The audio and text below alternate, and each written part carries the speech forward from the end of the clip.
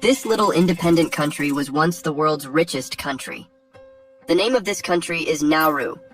It is a small island nation located in the Pacific Ocean with a land mass of just 8 square miles. It takes a maximum of 20 minutes to drive the whole country by car, and every journey returns to its starting point, as there is only one ring road. It is the third smallest nation in the world. Nauru became one of the richest countries in the world in the 1960s, but in the early 21st century, Nauru faced economic challenges. So how did Nauru become the richest country in the world? What mistakes did they make that led to them squandering this wealth? And finally, how did this tiny country actually end up worse off in the long run?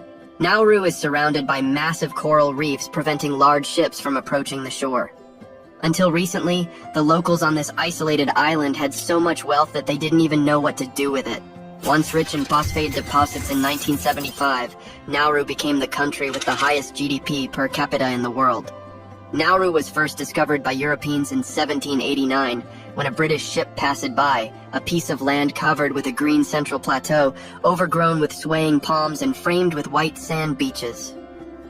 The island's natural beauty led the British to call it Pleasant Island. In 1899, German geologist Albert Ellis discovered that this plateau had high-quality phosphate reserves. Once as valuable as gold, phosphate is a raw material boosting productivity in agriculture, and during the First World War, Australia quickly annexed and turned Nauru into an overseas mining field. Except for Japan's brief occupation in 1942, the extracted phosphate was sold to the world for years at extremely low prices. Some old people say that in this cell here, the Japanese used to pile people in and then close that up, put some gasoline from the rooftop, and then burn them in there. Those who don't want to work for them.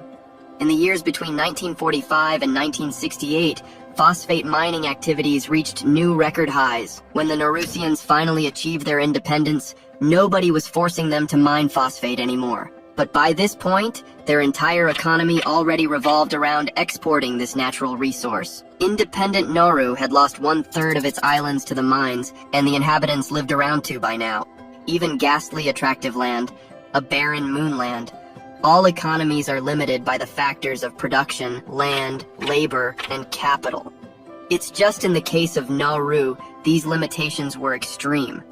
This island has a tiny population that wasn't skilled in doing anything other than digging smelly rocks out of the ground. The size of their nation and its isolated position in the world meant that many industries just weren't feasible. And while phosphorus mining had made the island a lot of money, most of it at this point had been claimed by the nations that held the island as their colony. They didn't have the infrastructure or expertise to develop any other industries. So phosphate exports were further increased to milk the cow while she was still alive. They really had no way of competitively doing anything else. It was already apparent that the supply of phosphate would run out within a lifespan or two, but that did not stop the Naurusians from rightfully demanding their share of the pie.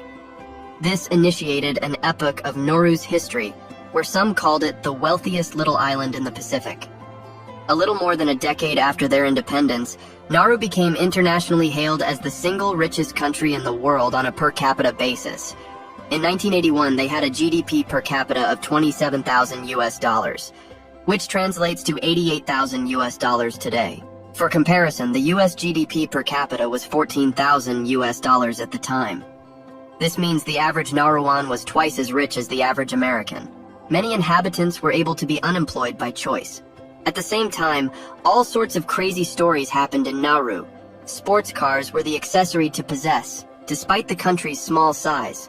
You can drive around the entire perimeter of the island at a leisurely pace in 1 hour, hardly the ideal place for drag racing. One police chief decided to bring a Lamborghini to the island only to realize he did not fit behind the wheel. The reason he was unable to drive his new toy was part of a looming health crisis on the island. By 1980, an epidemiologist declared Nauru to have an obesity epidemic. The underlying factors were increased wealth and poor food choices.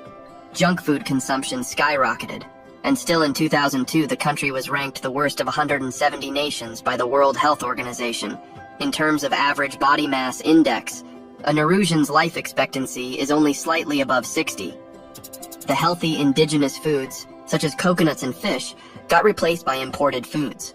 Another consequence of mining, the poor health of the workforce can have severe economic consequences as well. Not fitting behind the wheel of your new Lamborghini suddenly becomes a very small issue considering the overall implications of this obesity crisis. Let's dive a little bit deeper into the health situation of Nauru. Back then and now, most meals consist of instant noodles, white rice, anything out of a can, and soda. Tobacco and binge drinking are also common.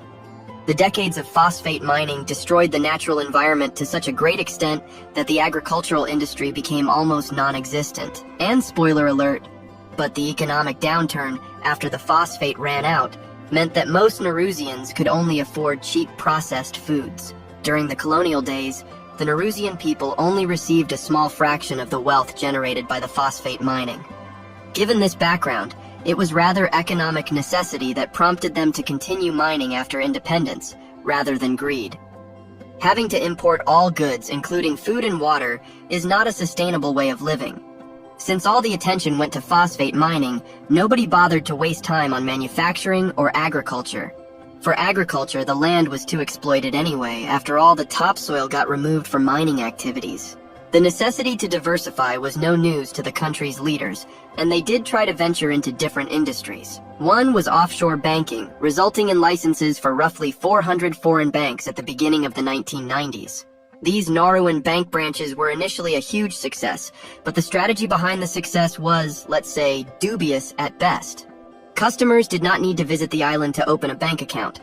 With so-called economic citizenship, one could easily get a Naurusian passport through which the country becomes a paradise for money laundering and tax evasion. The government earned millions through fees, but it was not the solution to fix Nauru's economy after running out all of its phosphate treasure. In 2005, Nauru stopped the offshore banking business, and it started requiring a physical presence to obtain a bank license. This was not due to a change of heart, but rather due to immense international pressure, the US even categorizing Nauru as a rogue state under the 2001 Patriot Act. Now, another way to deal with Dutch disease is to take the Norwegian approach, which is to set up a sovereign wealth fund designed to invest the natural resource wealth in a way that will generate dividends for generations to come. A lot of earnings from the phosphate boom had been invested abroad, meant for a time when their treasure would dwindle. This is a great idea that was unfortunately not implemented well at all. Risky investments and plain old fraud made the country lose a lot of its investments, ultimately pushing Nauru to the verge of bankruptcy. Not even the discovery of secondary phosphate deposits and the subsequent second phosphate rush changed the imminent economic collapse. The country went so broke, even the central bank went bankrupt. Their overseas real estate assets were repossessed and their airplanes were seized. Oh yes, planes. Nauru had launched a national airline in the 1970s. There was, however, one more glorious attempt to secure financial well-being. Nauru infamously became one of the biggest disasters in the history of London theater. Nauru had earlier invested in Leonardo the Musical, A Portrait of Love. The musical depicted a fictional love triangle between Da Vinci, Mona Lisa, and a soldier.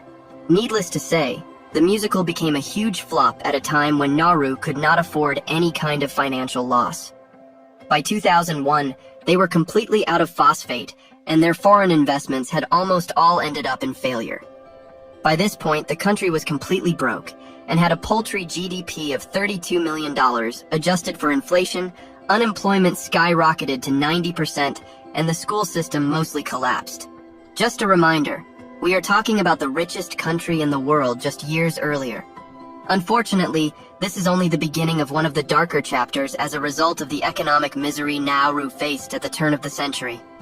In 2001, the large Norwegian freighter, MV Tampa, wanted to dock in Australia. Earlier, the crew rescued more than 400, mostly Afghan, refugees from a sinking boat. Australia refused the MV Tampa to enter Australian waters and instead found the so-called Pacific Solution, an offshore detention camp on Nauru. Australia paid Nauru for their efforts of keeping immigrants away from their shores. It also created employment for the island and led to some bizarre situations. Nauru was still in no position to wave off millions of dollars in return for cooperation.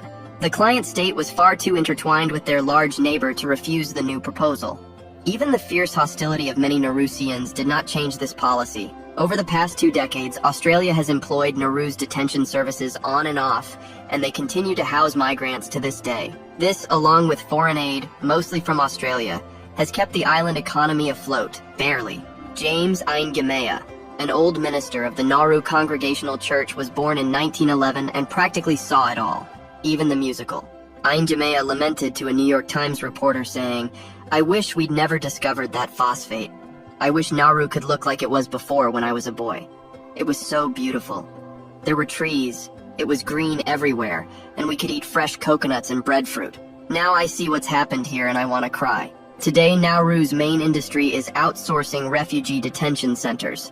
While this remains a lucrative source of revenue for the country, it does not build the technological capabilities needed to create more advanced industries down the line should this singular revenue stream ever dry up. Because of this, Nauru gets a 2 out of 10.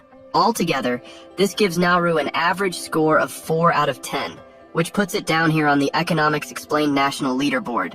This small island, with wounds that can never be healed, basically stands in front of us as a summary of what is going on in the world, and as a lesson that humanity should all